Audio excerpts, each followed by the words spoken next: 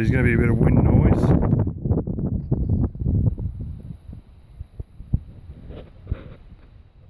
So you people probably haven't seen this part of the farm before, because it's not my side of the farm.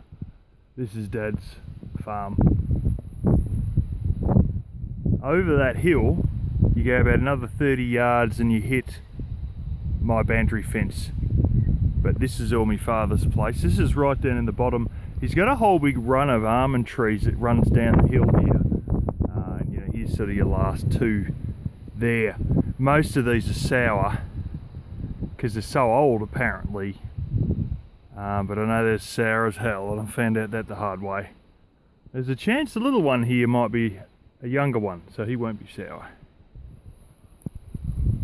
On that note, when I worked at the nursery, I got some almonds and straight off the tree, and they're this sort of almond that's a really, really heavy shell.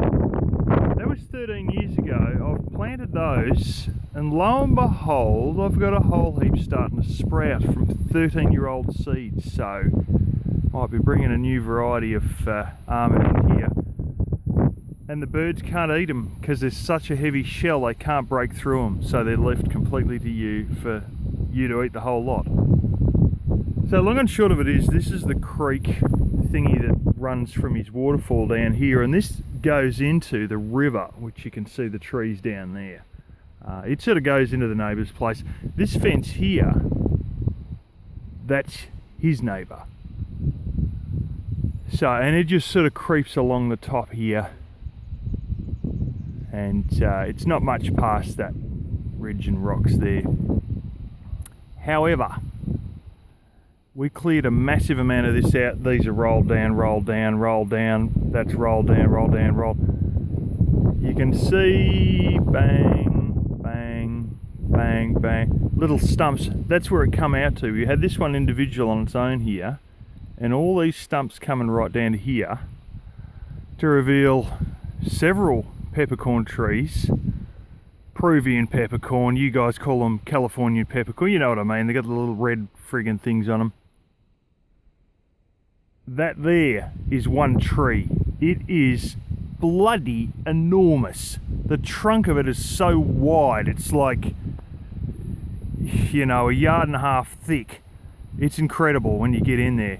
A lot of these other little ones, we've cut all those, we just haven't untangled them. We literally ran out of energy trying to get all this to release from being entangled in the trees and other boxthorns. It was just a mess. So yeah, but they're basically all cut. We've just got to get them all out. He wants to roll all these down. I sort of don't want to do too much of that today. I got some good lops of his with extendable arms and a reciprocating saw, 2 batteries. I'm going to attack all of these little ones here and sort of work towards that way, and do what we can with the lops, and what we can't we do with the reciprocating saw, run through the 2 batteries, and that's it. We had the chainsaw in here to do a little bit of this, only to find that by the time you're dragging around fuel containers and oil and this and that, there's only a handful that were actually big enough to cut with a chainsaw that we wouldn't have been able to do with a reciprocating saw. But anyway, we've done that. I'll get what I can with the lops and the reciprocating saw, and then there'll only be a handful left that I'll have to do with the chainsaw, and I'll bring the chainsaw down another time and just do those ones that are too big for the electric reciprocating saw.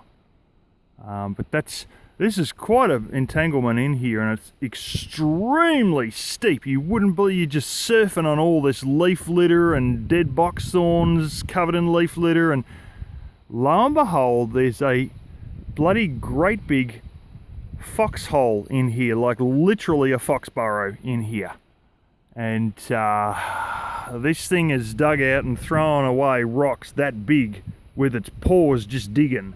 That's how I know it was a fox, not a rabbit, and it's quite a decent sized hole. So I think it's, is it the fox's lair? And then it's got another one further down that's a pretty big. We might get into this later on if I could be bothered.